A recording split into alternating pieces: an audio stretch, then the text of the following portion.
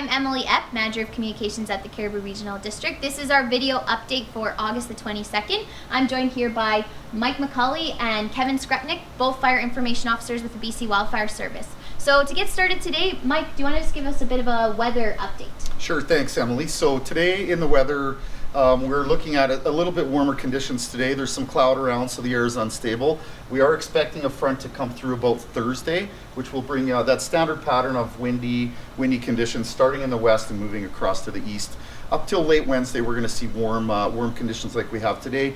And past Wednesday, we are into a ridging pattern where we're going to see quite a ridge build over the fire center and a prolonged warm dry spell. So that's the story on the weather. Again, Thursday, a little bit of wind, and our crews will be bracing for that and setting our tactics accordingly.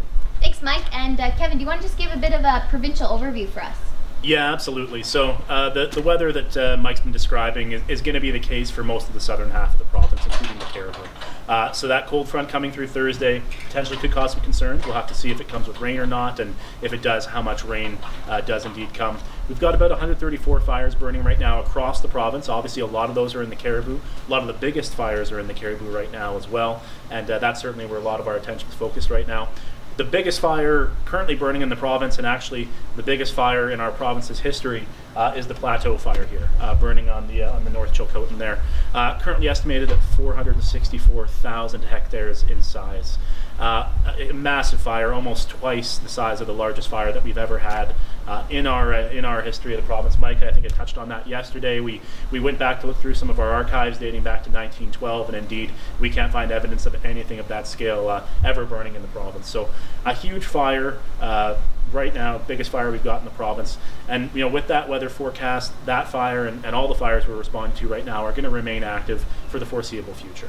We're not seeing a significant enough rain event that's really going to hit the reset button in terms of this fire situation, so certainly activity is going to continue. Thanks, Kevin. And Mike, do you want to just touch on some of the fires, maybe starting with the Plateau fire? Yeah, certainly. So with the Plateau fire, you get a very large fire, as Kevin said, and our priorities on that fire today are the communities of Nazko and Kluskus. We are doing some work as well down on the Honalulu road. So when I say priorities, what we're talking about there is having our crews out, continuing to reinforce those guard and contingency lines between the features and the head of the fire, and that's where we're going to be working. So again, down on Honalulu here, up between the fire and Nazko, and of course over by Kluskus here. Generally speaking, in the fire center, it's been a relatively quiet day, even though the conditions are warmer. We've seen that in the Precipice Creek area. This fire shown low fire activity today. A little bit more active in Kleene, and our crews again are working right across the head of what used to be the Colwell fire and the Kleene fire, again trying to protect the highway corridor. Down in Hanceville, along the Farwell Canyon route, we do have a good plan in play here. Once again, contingency lines and guard lines is what we're working on, and we're really trying to firm that up and keep it out of Farwell Canyon. I did talk yesterday a little bit about some initial attack targets that we're picking up, so I'd like to speak to that. We are still seeing new fire starts within the Cariboo Fire Center. We're seeing those as a result of some lightning that we've had, some last week and some a few weeks before. And that lightning, the heat from the lightning will hold in the ground, and as conditions warm and dry, we see these initial attack targets popping up, which is the fire I talked about down here near Farwell County yesterday. I can confirm that we have had good luck on that fire. We did catch it at the initial attack phase, as is the case for all the new starts we're seeing in the fire center. We are keeping these fires all well under a hectare in size right off the bat, and that's great news. Thanks, Mike. And just to close us off, did you have anything else you wanted to touch on today? I certainly do, Emily. We do get a lot of questions from folks about helicopters and fire. So the question we get is, why are all the helicopters leaving the fire during the day? Does that mean they've abandoned us? Is nobody fighting this fire anymore? That's not the case at all. So helicopters are used, as are our other aircraft, to apply water to the head of the fire and cool it down, or the hot spots within the fire. They don't put the fire out, they just cool it down so that our ground crews can get in there, dig down deep in the dirt and get that fire out.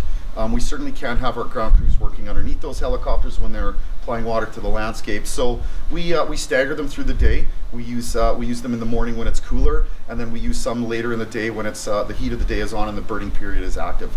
So that's why people will see them staggered. Just because the helicopters leave doesn't mean that we're not actually in the fire. It certainly means that we likely have ground crews, particularly in those priority areas that I talked about. Thanks, Mike, and join us again tomorrow for another video update.